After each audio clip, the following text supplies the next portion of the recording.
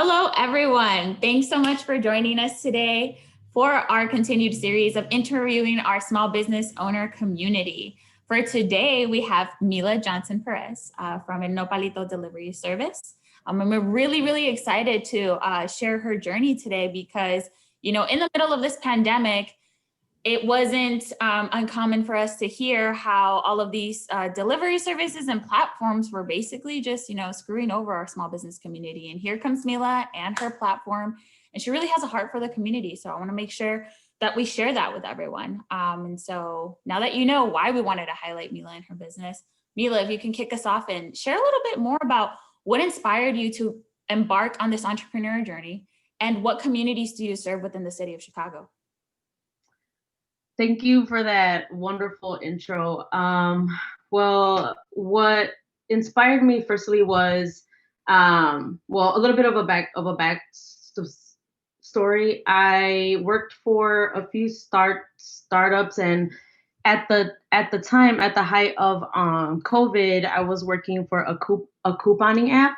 So I started getting more into seeing how a lot of my favorite spots were starting to shut down due to no foot traffic. A lot of cash only business started going out of business along the south and the west side communities, and that really like started to catch my attention, and it started to become a buzz around the south and west side communities. So fast forward a little bit, a friend of mine, Tanya Lozano of Healthyhood, gave me a call, and she was like, "Hey, we have groceries, and we would like to start delivering for the safety of our communities, preventing folks from contracting the virus." And we were able to help her scale her operations from 11 to over 300 families that we were serving. So we were very much blessed by the fire, right? Like we were a new company, and our mission was to feed people, to really connect impacted families to organic produce, to different resources, I'm sorry, and to PPE equipment. The more we spent time, we realized that there was more of a need. So that's a little bit about why I started what I was like doing, and I really want to help move it forward.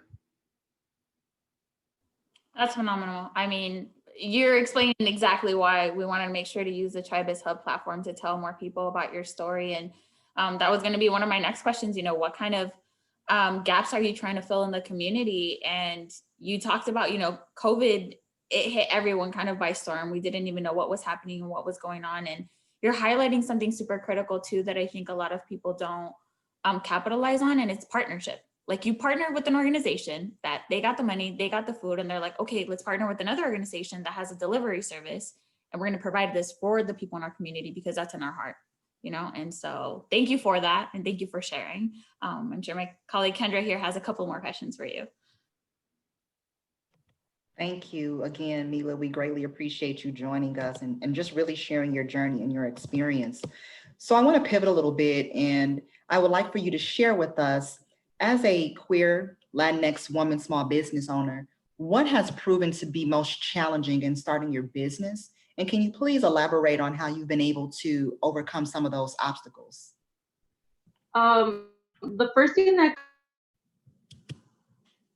comes to mind is imposter syndrome in this space before. So I feel the biggest challenge is always yourself, right? It's always finding that, for example, like as an entrepreneur, you need a certain amount of confidence, a certain amount of thick like skin. You need to be able to just barrel through negative feedback, as well as overly positive. They both could be really detrimental to your like brand. So the first thing is just overcoming your lack of confidence. Like I personally, I have a stammer, and I don't do well in front of the camera, as you guys can probably pick up on. But what keeps me focused is the mission. So figuring out how to say, hey, like I'm mission based, I'm faith based. I know that what I'm trying to do is something that our community needs. I'm trying to fill a gap. I'm trying to provide a service. So despite my small insecurity or imposter syndrome, I can really move forward because it's not just about me. It's about the people that I'm trying to to essentially serve for the long haul. So just remaining focused and tough. That was awesome. I loved it. I loved it. I loved it. Now let's talk a little bit more about what are your favorite aspects about being a small business owner? What do you like about it? What I like about being a business owner is the fact that I get to work with different organizations. I get to hear other people's why. I get to understand and really choose who I can work with. I can also put out products that I feel are reflective of my community. I feel like it's really important to be able to have that type of autonomy, especially in the space where there's not really a lot of freedom in like collaboration with bigger brands. I feel like being a small business, you can really do a lot more and work with a lot of local artists and things of that nature. And plus, I get to hire people. I get to a lot of people during COVID, they lost their jobs. I met a lot of them through volunteer work, and I've been able to maybe hire a couple to do deliveries for Cocina RX or for Healthy Hood or for a couple of restaurants that we service around the city, and it's been great. Thank you. And Jasmine and I, we really appreciate your transparency. So, of course, no one is perfect. We all have things that we're overcoming. And I think just you sharing that with our audience will encourage and uplift someone because, you know, people do have a bit of stage fright sometimes being in front of the camera, but how do we overcome it? And when you talked about being able to see beyond, it's something that you have, but because you're looking to service your community, you're not allowing something that you may see as an opportunity for you to stop doing what you're doing. So that is extremely important, and we appreciate that. So when we think about Nopalito delivery service, that is the center or essentially the core of your business.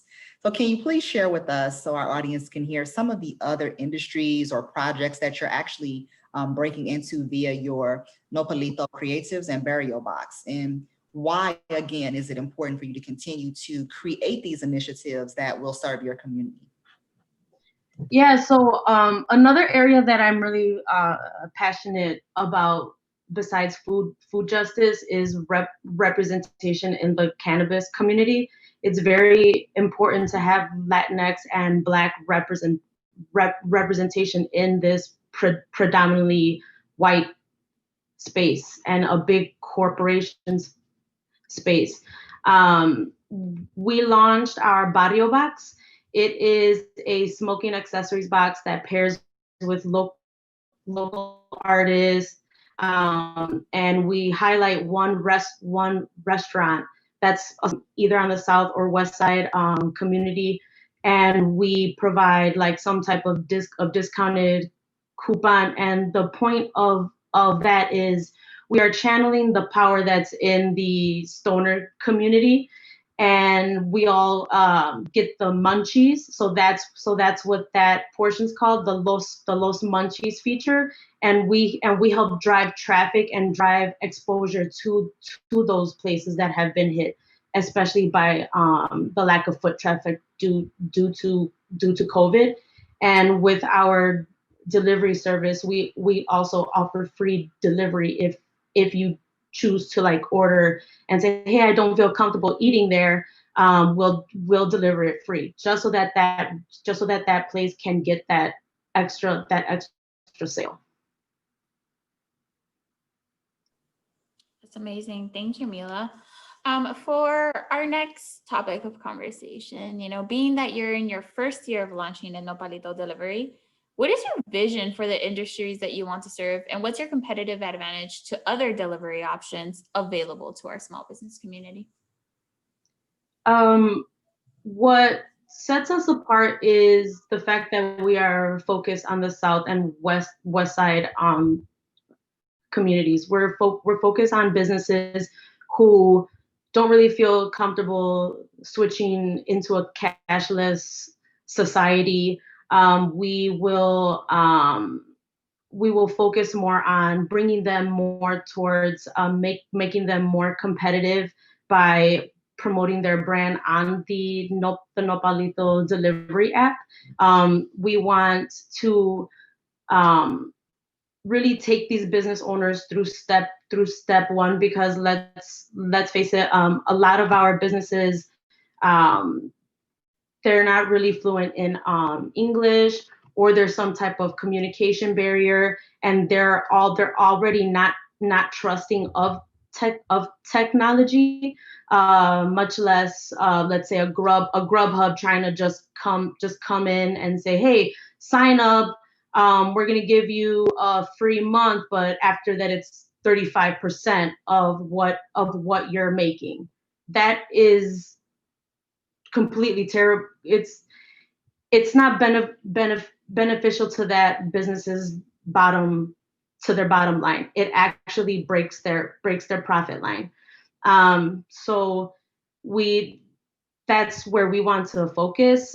Within the next 2 to 5 years, we hope to have our app fully scaled and fully developed to where we're able to onboard more drivers, more people from our community, and essentially hire according to social equity practices.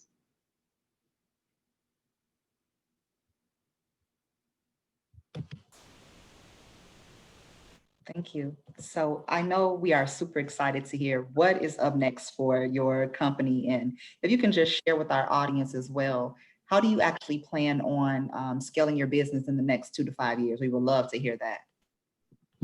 Yeah, so the plan is to canvas. I want to be meeting business owners face to face, because in our community, those are the type of relationships that we build. If you're talking to someone, like, most of these businesses aren't going to be checking their emails. A lot of them, tech just isn't a priority.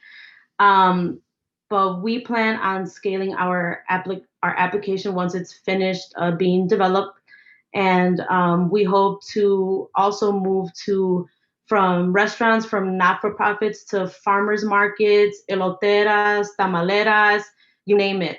We want to help provide that connection, and we plan on doing that through face-to-face canvassing, meeting people, onboarding them in real time, providing that one-on-one service, actually providing training in both Spanish and English, and just really tapping into that power, which is our community. That's amazing. Thank you, Mila. Great plans ahead of you for sure. And we're going to be super excited to, follow along on the journey with you. In closing, can you share with us what advice do you have for aspiring entrepreneurs and newly established small business owners? I would say remain humble, remain confident, and remain focused. There's going to be a lot of naysayers. There's going to be a lot of people who tell you, well, that already exists, or it's not scalable, or just people trying to throw a wrench into your plan. But take what they're saying, ask why, and really pivot and be approachable. But also don't lose yourself and still keep focused and just execute whatever idea you can possibly have. It's in you. Just keep on going. Amazing. Thanks so much, Mila. That wraps up our interview, everyone. Kendra and I are super excited that you're still tuning in and you're still joining us. And we're really just motivated by interviewing all of our small business owner community, our business resource providers that is at 171 now. So we're excited to just continue to provide resources for you. Thanks again for joining us. And we look forward for the next interview. Thank you, guys.